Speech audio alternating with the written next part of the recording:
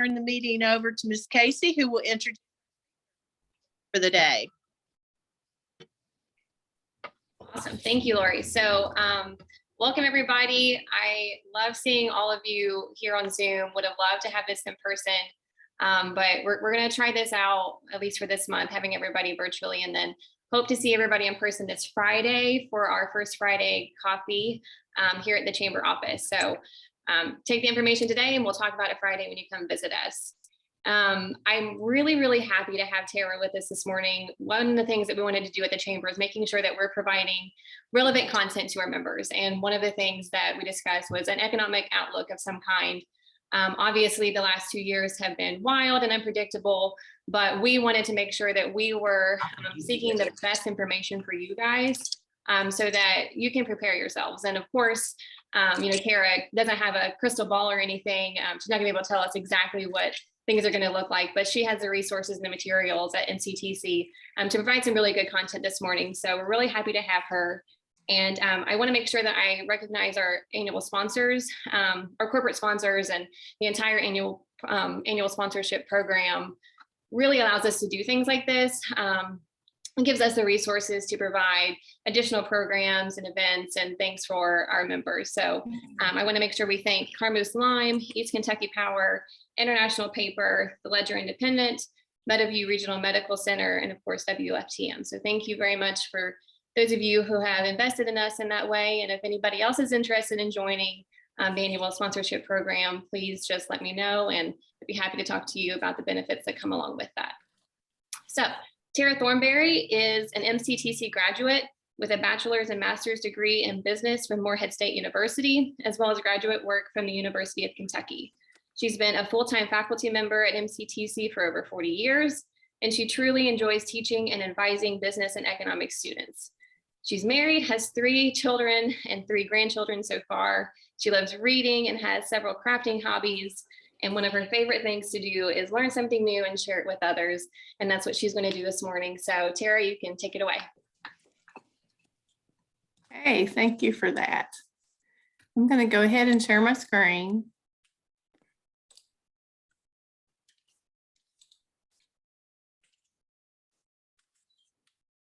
Okay.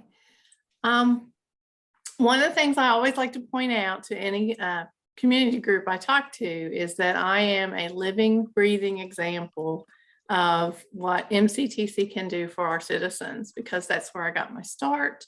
And that's where I was encouraged to go on and further my education. And so I've really enjoyed coming back to Maysville, and I've just had a very fulfilling career there. So I just want to always point that out. I am not a forecaster. I am a teacher of principles of economics, but I do try to learn what resources I can use. Let me encourage everyone to mute. Make sure that you are on mute so that I sound okay and we don't have any feedback. Thank you. Okay, so I have resources that are the same as the resources that you could have. So I always like to point that out too, because if I can share my resources with you, then you can continue to use those and look at that. I do attend the annual Economic Outlook Conference that is in Lexington at the Conference Center every February. This is something hosted by the University of Kentucky, their Gatton School of Business. So they have a Center for Business and Economic Research, and they do get the data that we need to do forecasting, and they share their forecast at that conference. So I would encourage each of you to put on your calendar now, like January of 23, Google the Kentucky Economic Outlook Conference and register, because it's not very expensive. It's a morning in Lexington and it's well worth it. So that's my plug, and that's where the information that you see today is coming from. I also put a link here to their website, because their annual report is available to you right now. And the slides that you see in the first part of this morning's presentation are in that annual report. plus a whole lot of other good information. So I encourage you to look at the website of the Center for Business and Economic Research. Okay, so this is just a reminder that Michael Clark presented the first slides from the annual report at that Outlook conference. So this is not my work, this is his. Let me see if I can. Okay. We measure three big things when we're looking at our economy. We measure GDP, gross domestic product. We measure unemployment or employment, and inflation. So those are the three big things. I hope you can see this. On the left is actual dollars for GDP. Now this can be a little confusing because Kentucky is in blue and Kentucky's GDP is in billions. Okay, so then we have a different axis on the right because the US GDP is in trillions. Okay, but looking at them together like this, we can see that Kentucky's GDP has been overall increasing and we kind of mirror what happens in the nation. And of course, we did have a dip for COVID. And, but now look, we've bounced right back. And that's kind of one of the things I've shared this with my students too, because, you know, they hear the negative. They hear the, oh, things are bad. Oh, things got, you know, really bad. But they don't hear that our GDP has come back above pre-COVID levels. Okay, so this is demonstrating that for both the nation and the state.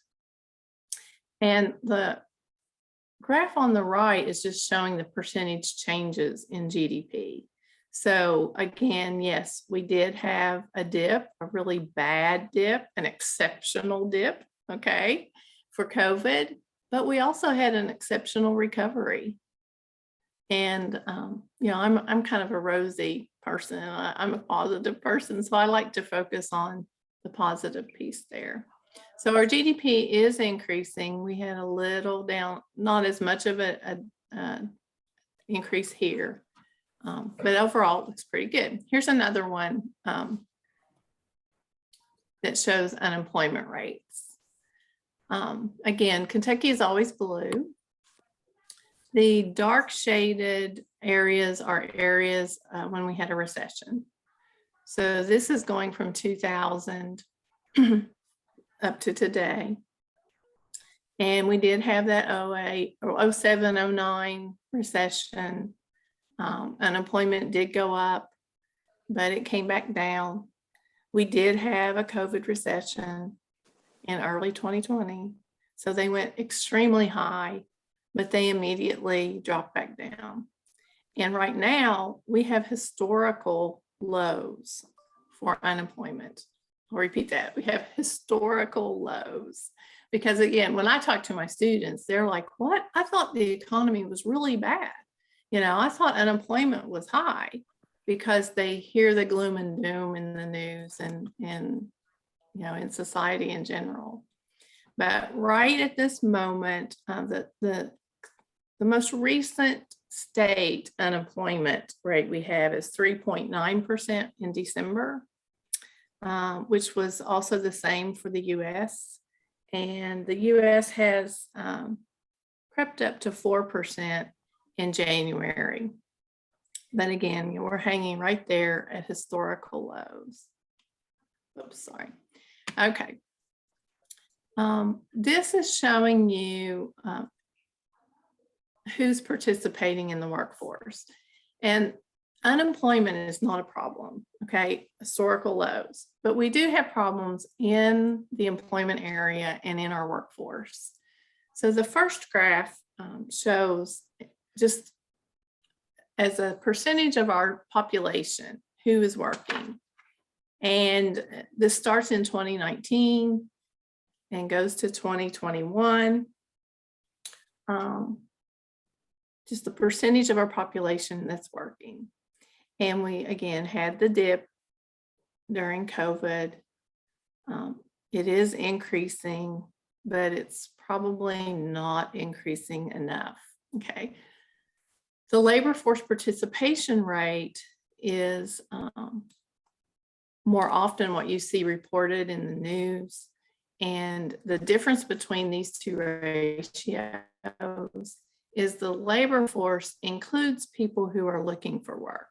The graph on the left is just people who are working. The graph on the right shows people who are working, but also people who are looking for work. And the labor force participation rate has been a problem even before COVID. If we have time at the end, I'll try to show you a longer term graph of the labor force participation rate. But we need to figure out why people are not working.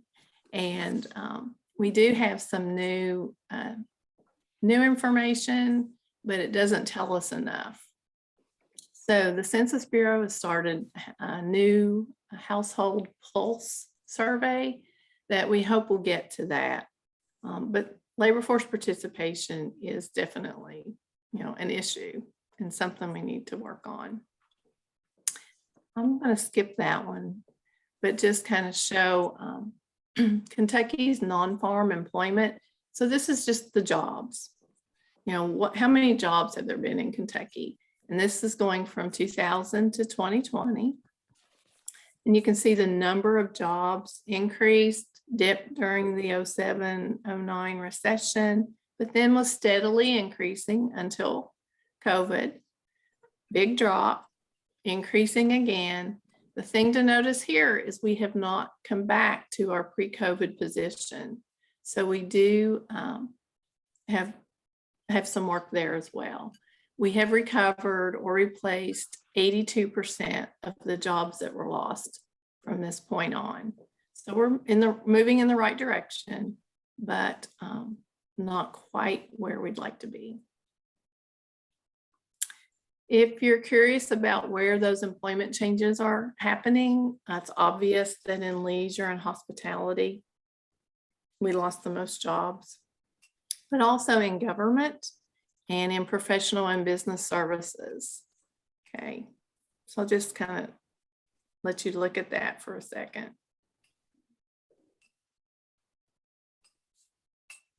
Notice that we did have increases in financial activities and construction. One of my sons works in construction and he has never stopped. A recession doesn't matter, COVID doesn't matter. So more jobs there. And then, go ahead. Okay. And then trade, transportation, and utilities. We had the most growth in number of jobs.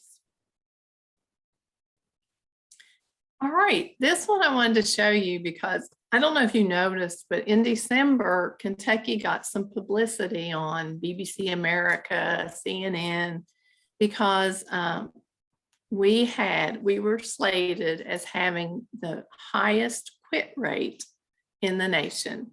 And we're kind of used to, being touted for, whatever, being at the bottom of a list. But I like to point out quits are very erratic. It's kind of a sawtooth pattern. So again, Kentucky's always blue, the US is red.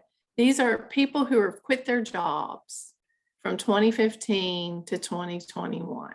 Okay, so that December publicity we got, if they had just picked the month before or the month after, we would not have been at the top of that list. Okay, so I kind of like to point that out. But also, when you report quits and you don't report higher rates, you are only giving half of the picture. And that's exactly what happened. Because on the right, we have hires. And there were more job openings and more hires than there were quits. Okay. So these people who quit on the left, they didn't go home and sit on the couch and wonder, well, where am I going to get the money to pay my grocery bill or keep the lights on?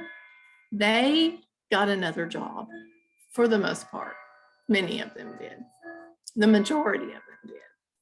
So these are the higher rates. And again, it is pretty erratic, but the big thing to notice here is that Kentucky hire rates are higher than the nation for 2020 and 2021.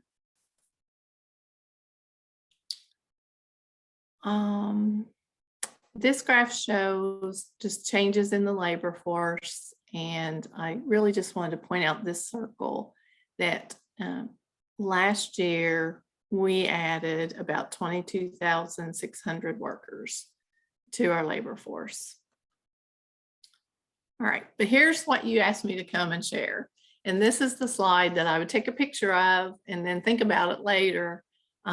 Use it if you're forecasting for your company or whatever. This is the actual or most recent statistic that we have for GDP, unemployment, and inflation.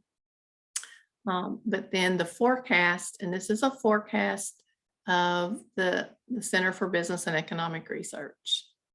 Okay, so take a picture and then you can think about it more later.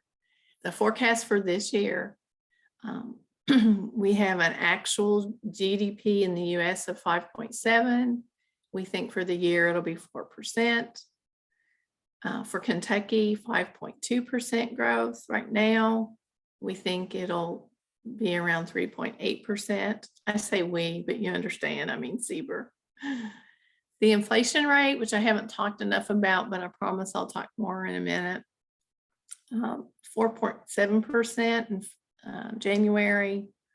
For the year, 3.4%. Inflation's getting a lot of attention right now.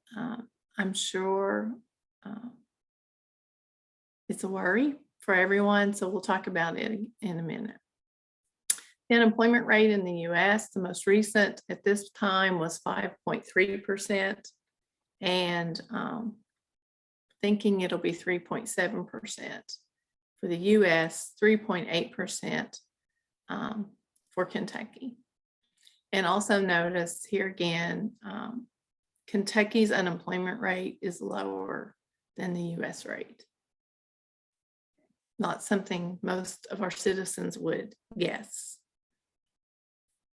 Non-farm employment is expected to grow 2.8% or 3.2%. Right now we're at 2.8. And for Kentucky, it's at 2% now, and we think we'll have more job growth. Manufacturing is included here. Nationally, manufacturing is not as big a part of the economy as it used to be. You've heard this, and it's true. But in Kentucky, it is still, it's about 19% of our state's output. So it's still pretty significant for us. And manufacturing represents about 13% of our employment. So again, we're still manufacturing in Kentucky, and we're exporting. Our exports are up and increasing more than exports for the nation are increasing.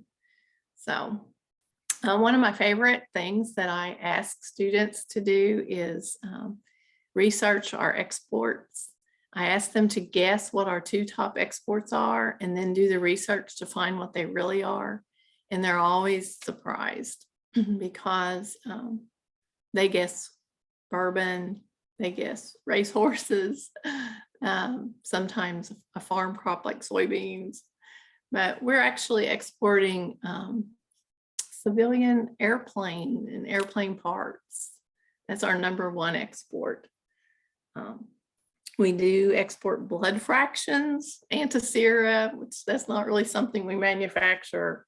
But this year we're also exporting electronic diagnostic equipment, which is new to the top of our list of exports. So I think that's interesting.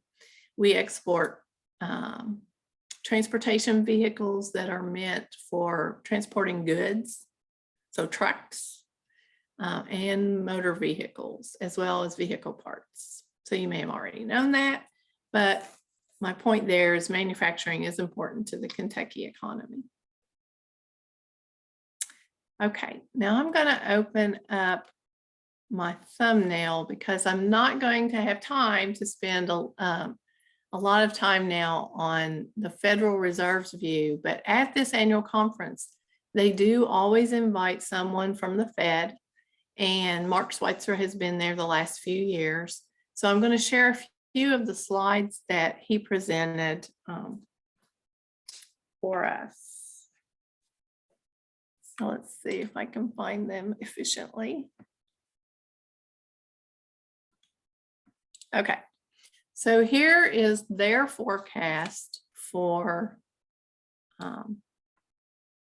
GDP. This is the Federal Open Market Committee's forecast. The Federal Open Market Committee is a group of 12 people. The Federal Reserve has a board of governors that's 7 people. Those are folks that are appointed or nominated by the president and confirmed by the Senate. So this committee has 7 board of governors, but then it also has 5 Federal Reserve Bank presidents. So I'm telling you that so that you can see that this is a very wide-ranging group. One of those presidents is always the New York president, the New York Bank president, but they have a lot of different views. So this projection is showing the disparate views of this group. Okay, so it's showing you the range. And if we concentrate on that little red dot in the center, that's the median of their projection. So they're projecting that GDP will continue to increase, okay, but not as much long term. And for 2022, we're looking at 4%, maybe not quite 4%. So this is pretty much on target for what the CBER folks were thinking.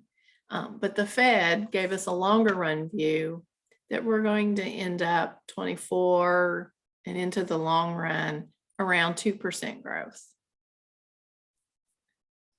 Okay.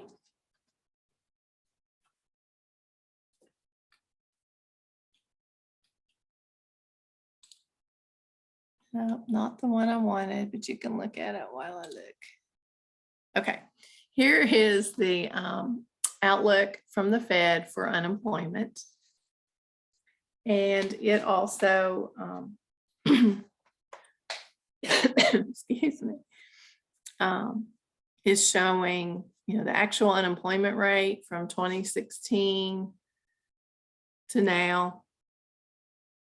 And then it shows a lower unemployment for 2022. They see the unemployment rate going even lower.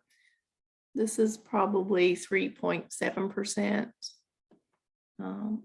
staying around 3.5%, and then edging up in the longer run. This is 2024, okay, and 2023. So again, pretty much on target with what CBER is forecasting, but a little longer run view, which is why I wanted to show that. Okay. All right, I wanted to spend just my last few minutes, I hope I'm not going too long, on inflation, because the CBER folks did not really have slides on inflation, and that is the current worry, so we can't ignore it. The Fed has this actual graph of inflation over time from 1967 to today. There are 2 price indexes or indices shown here. What you hear about is CPI, Consumer Price Index, and that's the blue.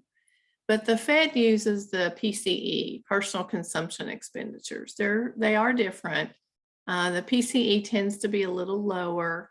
The PCE is it's measured by the Bureau of Economic Analysis, not so a different area, and it looks more at business buying, whereas the CPI looks more at household purchases.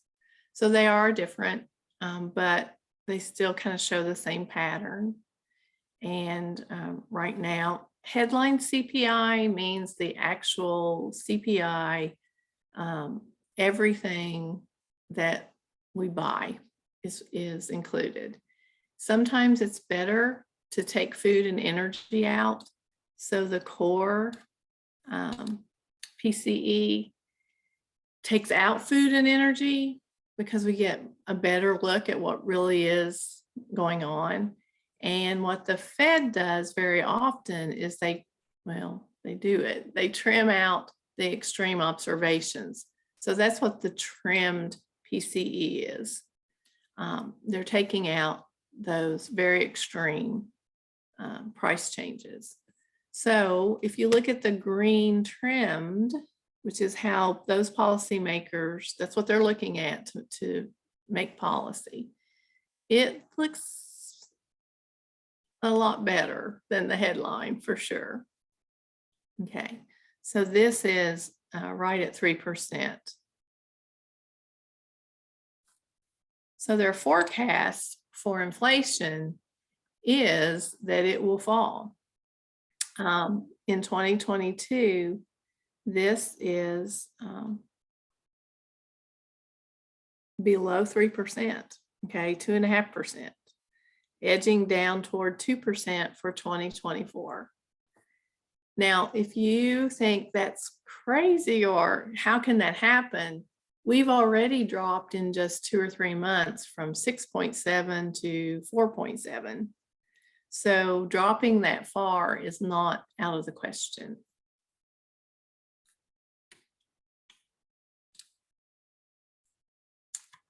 Okay, so just a summary for the Federal Open Market Committee, the Federal Reserve, they're forecasting GDP at 4% for this year, 2% for 2024, unemployment at 3.5%. Again, those are in agreement with SEBR. Their inflation forecasts are lower than the SEBR forecast at 2.6% for this year, 2.1%. I have listed the sites for the SEBR report, but I also wanted to share with you, Fred, those of you who heard me speak before, I've introduced you to my friend, Fred. Fred is the Federal Reserve Economic Data. And you can just Google Fred Federal Reserve, you will get to this link and you will be able to see a lot of information that would be very helpful for you in forecasting. And a lot of the Fed data that I've shared at the end of this presentation, you can find it there. All right, do I have any questions? I know we have 2 of our elected officials on here, Judge Executive Owen McNeil, and then also our Maysville Mayor Deborah Cotterill. I don't know if you guys want to hop in and start some conversation. Sure, Casey, I'll jump in. Tara, great job. This is a couple of times now I've heard you speak, and you know, you hit the nail right on the head. I think what's most important for all of us to realize is, you know, a lot of this data, minus the projections, is lagged a bit. I mean, we're, especially in northeastern Kentucky, you know, a lot of the workforce data is dead on. But Kentucky as a state has seen so much economic activity over the last 18 months to 2 years that I don't believe our economy actually reflects that yet, i.e., you know, the Ford announcement, investments by Toyota and some of these like the Nucor plant over there. So you know, I'm looking forward to a lot of these starting to appear in the data. And so I guess my question is, you know, I mean, how much discussion either at this conference or others was there about, you know, some of the larger announcements that the state has seen over the last 2 years? There was no discussion of that, but I am confident that that went into the analysis because the jobs, the forecast for number of jobs created looks pretty good. And I'm sure that that was included. So that's part of it. But they did not talk about it at this conference. Sure, yeah. This is Deborah, and I apologize if I missed this. Traveling, so I've been in and out a couple of times. But did you discuss per capita income? I did not. I only talked about GDP, unemployment, and inflation. But we could look at per capita income. So I'm gone to my friend Fred.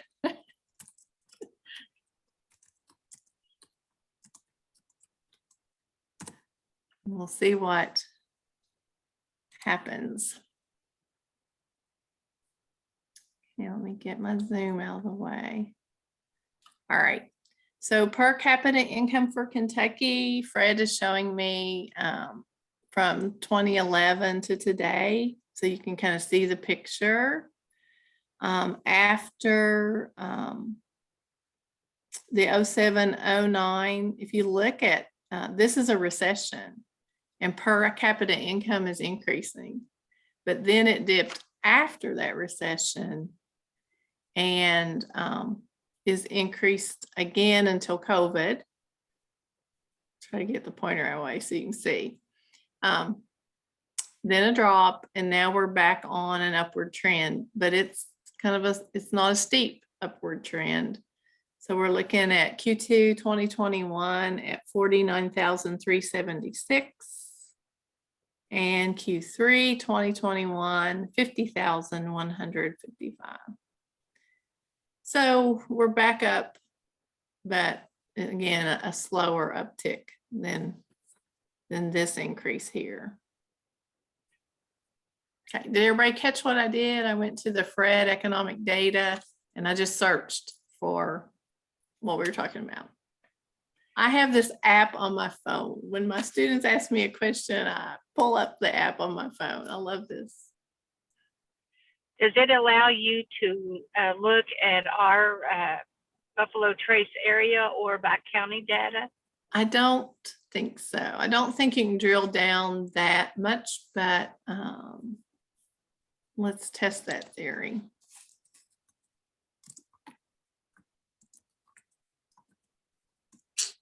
I'm going to say Mason County because I don't think it'll, I think you'll have to go county by county. Yes. Okay. Okay. It's awesome. Well, we haven't even touched on the big elephant in the virtual room, which is Russia, Ukraine, because this conference was before that. But I really, and I'm sure if you watched the State of the Union last night, which I admit I did not because I can read about it today and I preferred to watch UK basketball. When you're my age, your priorities, you have your priorities and time is precious. But I'm sure inflation was a part of the discussion and it is a worry. And the Russian incident it'll obviously make differences in what we pay at the pump because we get about 10% of our oil supply from Russia. So we're going to continue to see that if we don't open up some domestic supplies. And of course, it's just another layer of uncertainty on top of the uncertainty about inflation, on top of the uncertainty about COVID. You know, it's just one more layer, and it's going to be hard to know how that will affect these forecasts. But I don't think it'll be a huge change, really.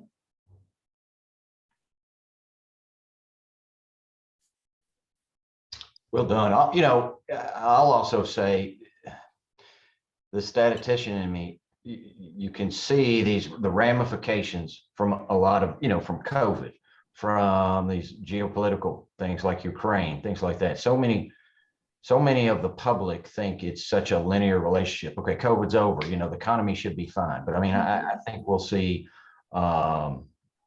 supply shortages, things like that, probably for at least the next year to 18 months. And you're seeing it, not only in your pocketbook when you go to our local Kroger's, but you're seeing it with our manufacturers here and getting product in.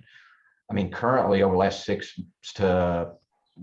months to a year, that is kind of that and workforce issues has kind of been the governor, the limiting factor in really exploding around here is the ability to get in, the inventory you need to make your widgets. And so I'll be happy when things kind of calm down from the reverberations from those shocks. So, Yes, for sure. Do you have any other questions from the group?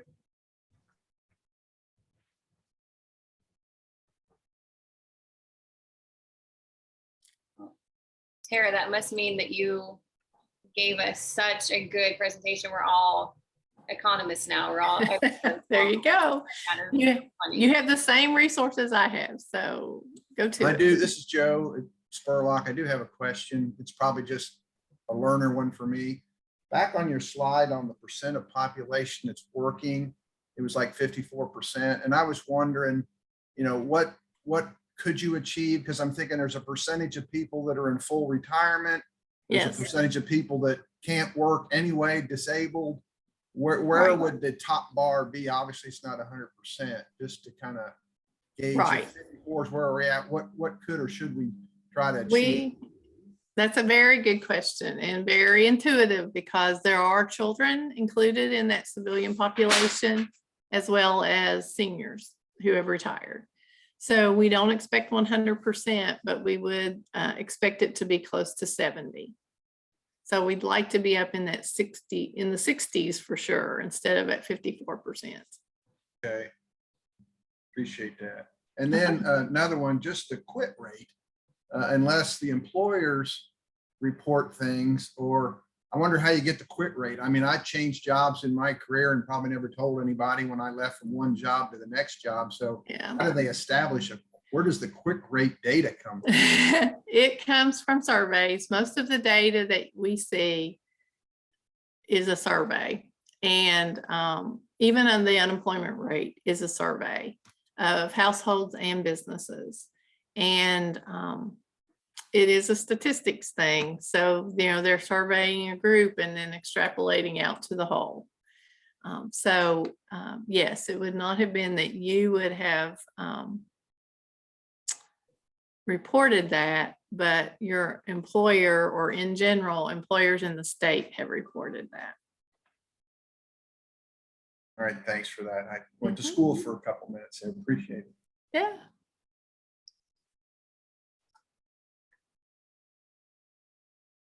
All right, last call for questions before we let you guys go back to your Wednesday activities. All right. Well, Tara, thank you so much for your time this morning. Really appreciate you putting all this together and presenting it today and making yourself available to the chamber membership and all of us here in the community. Everybody else that was on here today, thank you for being an active participant in your chamber membership. We love having you guys engage.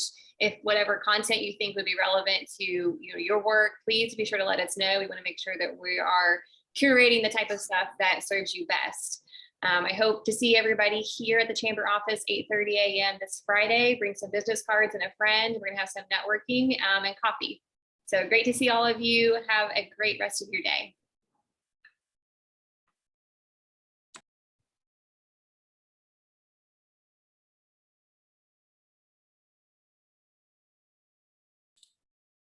Okay, thanks for having me. Thank you, Tara. I appreciate All it. right. Bye-bye.